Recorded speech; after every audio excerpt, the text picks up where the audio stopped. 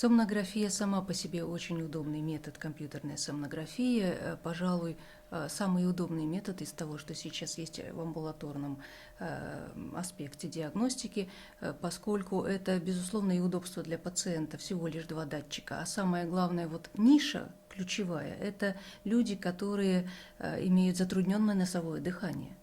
Все остальные, мы знаем, варианты – это использование носовой канюли, и, конечно, мы в таком случае получаем заниженные результаты, то есть достоверность такого исследования, она заведомо будет ниже, если была канюля носовая у такого пациента.